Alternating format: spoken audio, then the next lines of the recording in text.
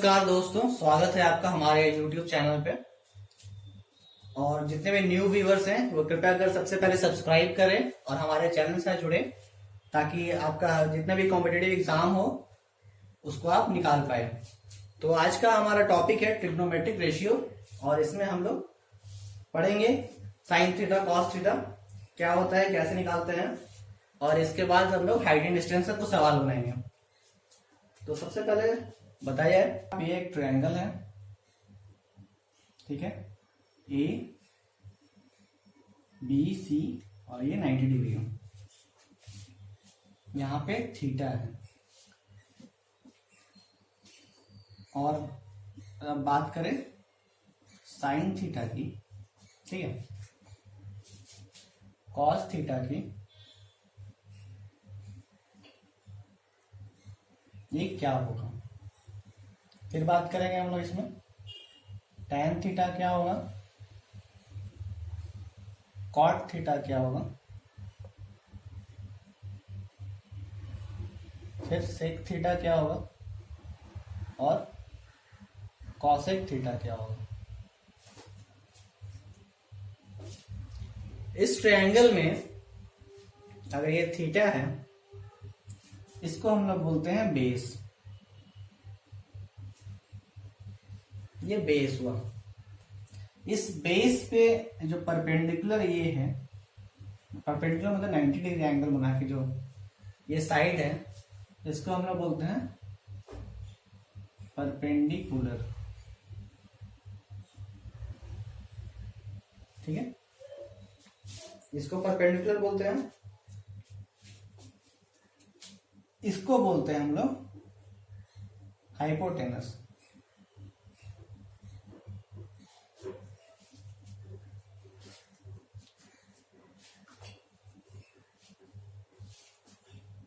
इसको हम लोग H से डिनोट करते हैं, इसको B से, और इसको P से।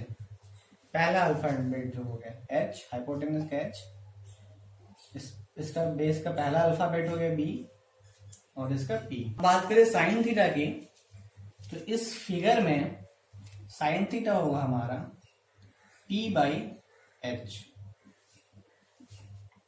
कॉस थीटा होगा B/H। ये दोनों को मैंने एक साथ इसलिए लिखा कि आप ध्यान दोगे कि दोनों का जो डिनोमिनेटर है दोनों में H है, तो ये आपको आसान रहेगा याद करने में। ये साइन थीटा और कॉस थीटा का जो डिनोमिनेटर है दोनों H होता है, और साइन का P और कॉस में B ऊपर रहेगा। अब बात करें टैन थीटा की, ये हो जाएगा P/B। तो बेसिकली हम लोग को सिर्फ तीन ही याद करना रहता है, sine theta P/H, cos theta B/H और टैन थीटा P/B, क्योंकि ये जो तीनों है ये रेसिप्रोकल होता है। तो ये इसका रेसिप्रोकल होता है, तो ये कॉट थीटा हो जाता है 1/tan थीटा ये होता है, और ये होगा B/P, ठीक है। एक चीज और आपको जानने की जरूरत है, जो tan थीटा होता है ये P/B होता है। तो क्या हम लोग यहां लिख सकते हैं, दोनों साइड अगर हम H से डिवाइड कर दें तो ये हो जाएगा P/H/B/H। तो ऐसे आपको याद रखने का सिर्फ इतना है कि tan थीटा को हम लोग ये भी बोलते हैं sine theta by cos theta. आप ध्यान दो कि दोनों को जब डिवाइड करोगे तो H कैंसिल हो जाएगा और ये हो जाएगा P/B। तो ये हो गया sine theta by cos theta. और मैंने बताया कि cot theta is 1/tan theta, तो ये हो जाएगा कॉट थीटा, ये हो जाएगा cos theta by sine theta. ये सब आपको याद करना पड़ेगा, थोड़ा बहुत ज्यादा मेहनत नहीं करना है, सब रिलेटेड है, मतलब आपस में को रिलेटेड है। तो और सेक थीटा जो है ये है रेसिप्रोकल ऑफ कॉस थीटा, तो ये हो गया H/B। साइन थीटा का रेसिप्रोकल है कॉसेक थीटा, तो ये हो गया h बाई e। इतना आपको याद करना है, ये इंपॉर्टेंट है, जो हम लोग अभी जब आगे बताएंगे तो ये काम आने वाला है। और ये एसएससी एग्जाम में ट्रिग्नोमेट्रिक रेशियो और हाइट एंड डिस्टेंस आता है, इसलिए बहुत इंपॉर्टेंट है। आप पॉज करके वीडियो को दोबारा देख के और रिवाइंड करके और इसको याद कर लें। आगे बताता हूँ। कुछ आइडेंटिटीज मैं लिख दे रहा हूँ, ये आपको पता भी होगा, और लेकिन आप फिर से देख लो, याद हो जाएगा, ताकि अभी जो हम लोग क्वेश्चन बनाएंगे तो वैसे कोई दिक्कत ना हो। तो पहला तो आप बचपन से पढ़ते आए हो, sine square theta plus cos square theta is equal to 1 plus tan square theta is equal to sec square theta. इसको ऐसे भी लिख सकते हो कि sec square theta minus tan square theta is equal to 1 plus cot square theta is equal to cosec square theta. तो ये सब आइडेंटिटीज जो है वो काम आने वाली हैं आगे। अब हम लोग आगे चलते हैं। हाइट एंड डिस्टेंस में दो चीज बहुत इंपॉर्टेंट है। पहला है एंगल ऑफ एलिवेशन,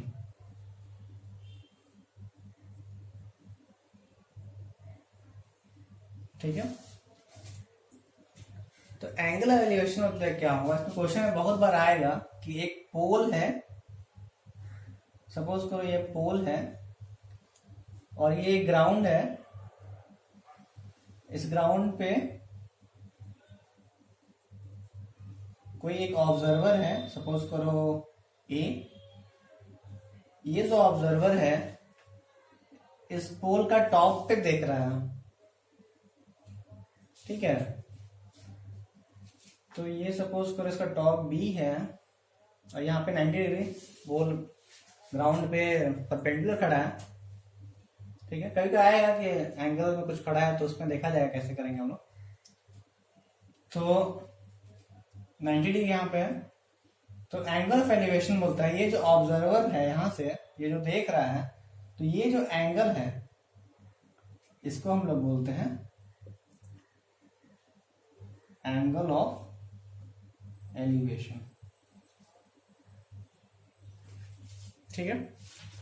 अब नेक्स्ट चलते हैं। दूसरा क्या सबसे इंपॉर्टेंट चीज है, एंगल ऑफ डिप्रेशन। इसमें क्या होता है कि सपोज करो कुछ भी हो सकता है, मतलब एक माउंटेन है और यहाँ पे एक टॉप है, यहाँ पे ऑब्जर्वर है सपोज करो, और ये ग्राउंड पे देख रहा है। ग्राउंड पे मतलब यहाँ पे देख रहा है, इस पॉइंट पे ये परपेंडिकुलर है।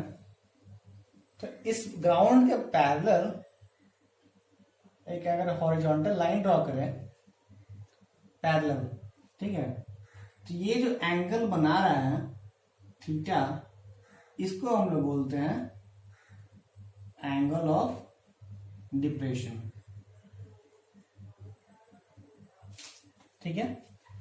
और जब क्वेश्चन में रहेगा कि एंगल ऑफ डिप्रेशन इतना है, तो आपको ये थीटा को तुरंत यहाँ पे हम लोग ये थीटा और ये, अगर ये थीटा है तो ये भी थीटा होगा, क्योंकि दोनों ये पैरेलल है लाइन, और ये क्यू भी इसको इंटरसेक्ट कर रहा है।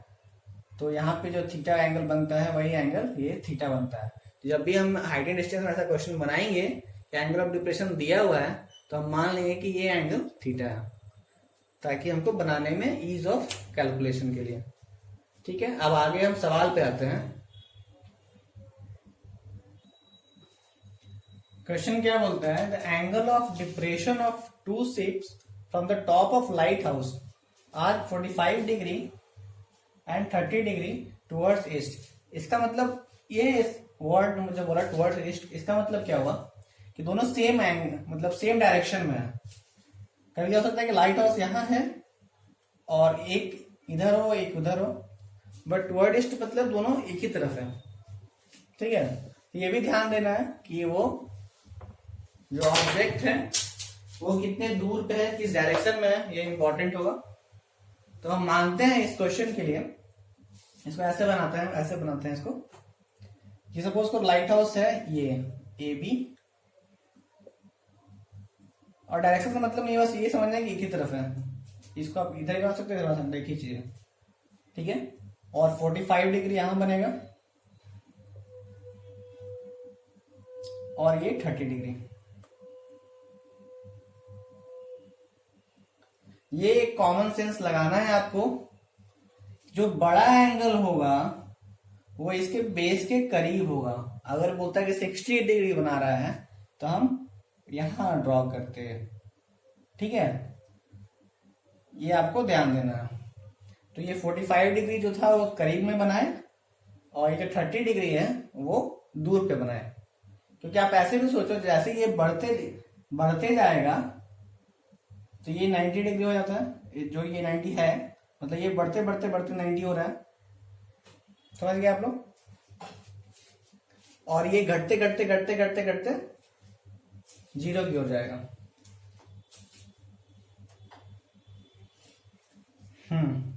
तो आगे बढ़ते हैं। बोलता है 2 शिप है, सपोज करते हैं बी हो गया, तो ये सी और डी है। ये दोनों जो शिप है ये दोनों का दूरी है 100 मीटर। यही है एंगल डिप्रेशन ऑफ 2। तो मैंने बोला था जो एंगल ऑफ डिप्रेशन दिया रहे तो उसको आप यहाँ पे ऐसे, मतलब एंगल ये दिया हुआ डिप्रेशन, ये और ये दिया हुआ है, तो ये जो एंगल 45 है तो ये एंगल हो गया वो, और ये जो 30 है इसको हम यहाँ कर लिए। तो ये आपको ऐसे बनाना है। तो 100 मीटर अपार्ट है। अब height of the light house find करना है। ये जो है ये मेरे को एच फाइंड करना है। ये ए बी को हम मान लिया, लेट ए बी जो है वो है लाइट हाउस, ठीक है। तो इसका हाइट मेरे को फाइंड आउट करना है। और कुछ कुछ आपको मतलब आपको पता होना चाहिए वैल्यूज, जैसे tan 45 कितना डिग्री हो, मतलब कितना इसका वैल्यू हुआ। tan 30 डिग्री इसका क्या वैल्यू है, tan 60 डिग्री। तो ये टेबल आपको याद होना चाहिए। तो यहाँ पे tan 45 1 होता है, tan 30 1/√3 होता है, और tan 60 √3 होता है। ये आप याद कर लो, अगर याद नहीं है तो कोई बात नहीं, अभी भी आप कर सकते हो।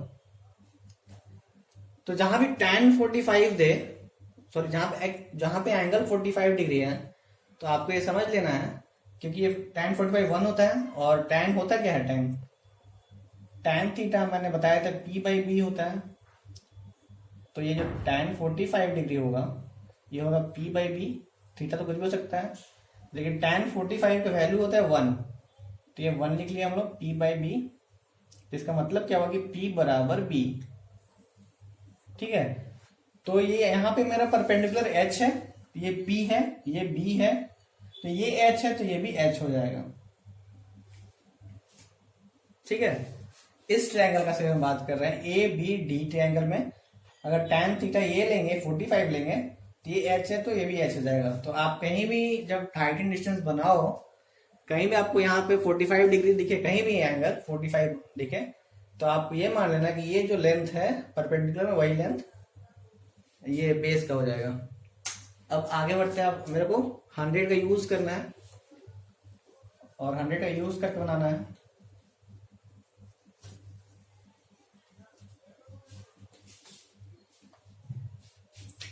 तो आगे चलते हैं। तो अब मेरे को पता है tan 30 कितना होता है, मैंने बताया था 1/√3 अभी। और tan 30 होता क्या है, ये होता है p/b। तो यहाँ पे p कितना है, h है, b कितना है 100 प्लस h, ये 100 plus h is equal to 1/√3। इसको क्या ले सकते हैं, h ये √3 हो जाएगा, तो h√3 is equal to 100 plus h, ये इधर आएगा, तो h√3 minus 1 is equal to 100, तो h हो जाएगा 100/√3 - 1। ये आपका आंसर हो गया h। और इसको आप रैशनलाइज भी कर सकते हो। रैशनलाइज कैसे कर सकते हो? तो √3 - 1 है, तो यहाँ पे हम लोग लिख सकते हैं 100। आंसर में ये भी दे सकता है, या फिर आंसर में एक और चीज दे सकता है। इसको √3 - 1 करो, यहाँ पे √3 + 1 से ऊपर मल्टीप्लाई करो, √3 + 1 से मल्टीप्लाई करोगे तो ये हो जाएगा a - b, a + b। Rational ऐसे करता है, यहाँ पे माइनस है प्लस से मल्टीप्लाई करता है, ताकि a² - b² हो जाए। तो ये हो जाएगा a² √3 का स्क्वायर 3 - 1, और ऊपर में हो जाएगा 100 √3 + 1। तो ये हो गया 2, तो ये हो गया 50। तो क्या 50 √3 + 1, ये इसका आंसर हो गया, h निकल गया।